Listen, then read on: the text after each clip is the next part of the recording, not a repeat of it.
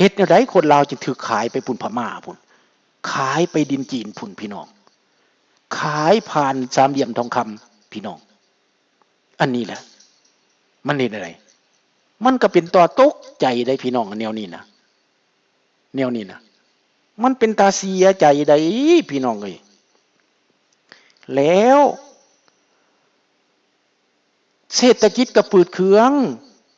เจ็บเป็นเอ็นอุ่นก็บ่ได้เบิ่งกันเอารัดเอาเปรียบกัน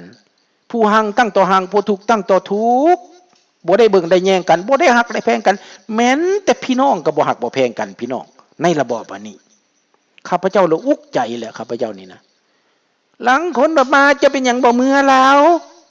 พวกเจ้าเป็นข่อยพวกเจ้าสิอยากเมื่อบ่ล่ะฮะเมื่อเอาหยังเมื่อเขาข่มเหงเมื่อเขาเกลียดชังเมื่อเขาเข็นขาหาวิถ้าพวกเจ้าเป็นข่อยพวกเจ้าสิเฮ็ดแนวใดฮะเบิ่งมันเป็นอะไรเมื่อหาลูกหาหลานก็เห็นเขาถูกยากเขาก็มีแต่อยากได้เฮาก็มีความทุกข์ความยากลำบากคันบ่ให้เขาก็สิเสียใจคันให้เฮาก็ให้บ่พอมันหลายคนก็มีแต่อยากเปลี่ยนแปลงการปกครองนั้นให้เขามีเวียกมีงานเดี๋ยวกลับคืนไปสร้างเวียกสร้างงานให้เขาได้เฮ็ดเวียกเฮ็ดงานทำอันนั้นมันจังอยากกลับไปคันกลับไปข้าพเจ้าก็สร้างเวียกสร้างงานให้เขาได้คันเขาบ่เฮ็ดข้าพเจ้าก็บ่จ่ายแต่ข้าพเจ้าจะจ่ายมันพออยู่พอกินเห็นบ่ถ้าข้าพเจ้าไปผลิตสมมุติว่าเอาไปปลูกข้าวป้อนตลาดระดับโลก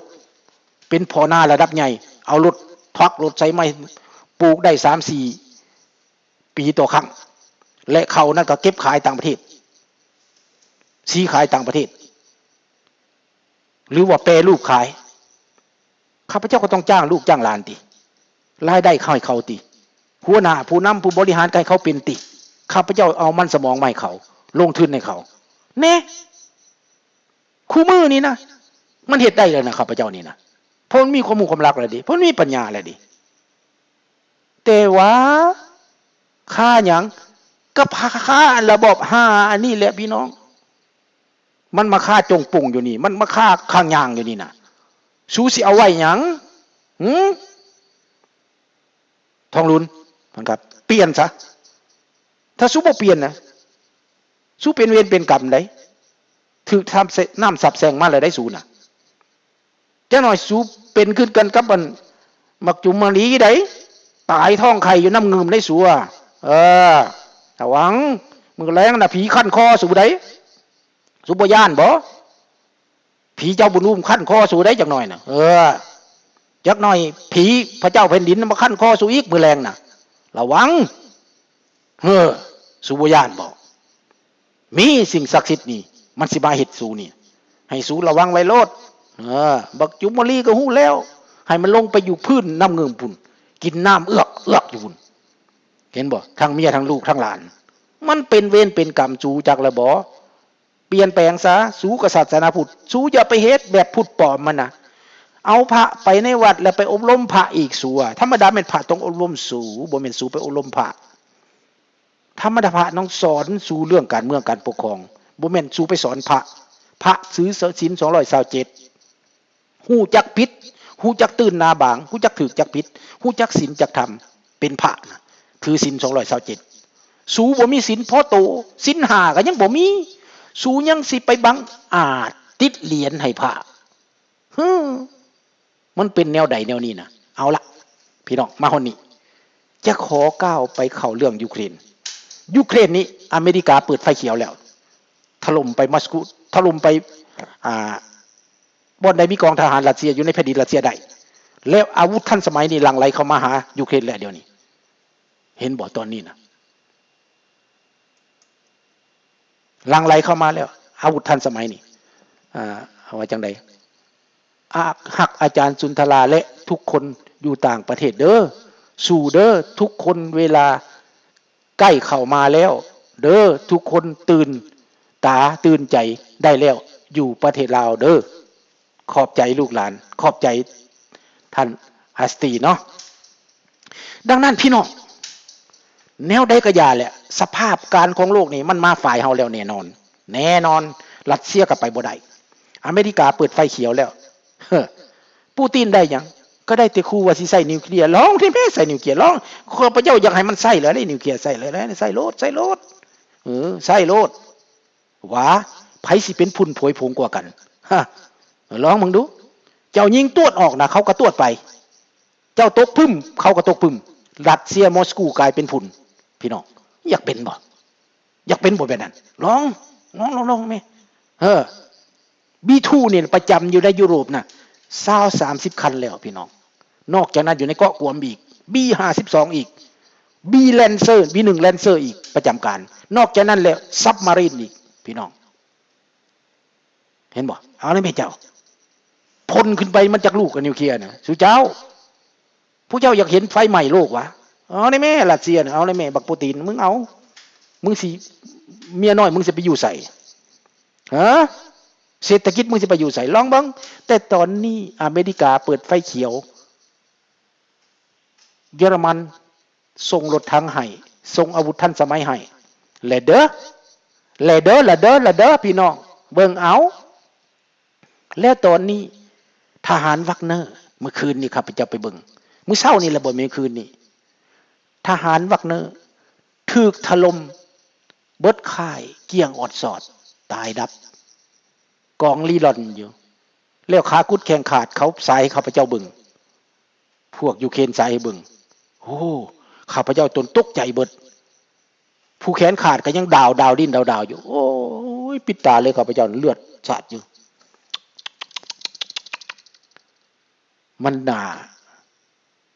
น่าตันนายสงครามนี่นะ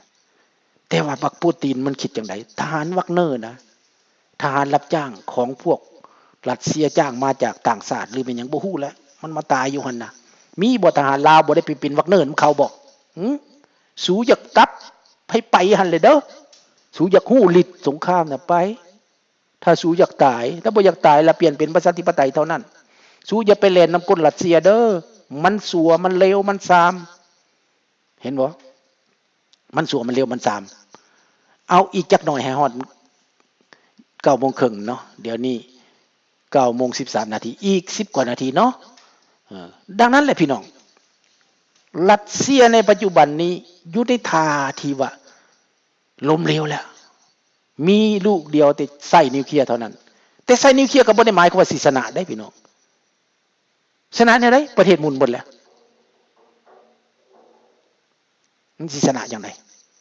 เห็นบ่พี่น้องมันบ่ชนะแล้วสิใส่นิวเคลียร์กันไหนบ่ได้ดังนั้นมีทางเดียวพี่น้องมีทางเดียว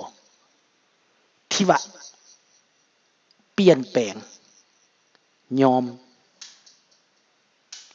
เปลี่ยนแปลงแก้ไขปัญหาให้มันเป็นประชาธิปไตยพี่น้องเท่านั้นแล้วยุติสงครามเห็นไหมมันยุติสงครามเท่านั้นได้จังสิแก้ไขได้ปัญหานี้นะแต่ว่ารัสเซียนี้ในนามบักปูตินมันสิยอมบ่พี่น้องมันบ่ยอมหน้าด้านหน้ามึนมันหน้าด้านหน้ามึนเห็นบ่มันบ่ยอมบักปูตินแต่ว่าคนรัสเซียนี่รู้สึกแล้วเดี๋ยวนี้นะระเบิดตกใกล้มอสโกระเบิดถูกโดรนของยูเครนยิงถล่มสนามบินปืนใหญ่รัสยูเครนยิงถึงทหารวักเนอร์ตายเกลื่อนกันส่งมาเท่าไหร่ตายดับหมดหนาวก็หนาวหิวก็หิวอึดก็อึดน้ำมันก็ถูกทำลายอาวุธก็ทำลายอาหารก็ทำลายทหารรัสเซียยอมจำนวนหลวงหลายไพมากนี่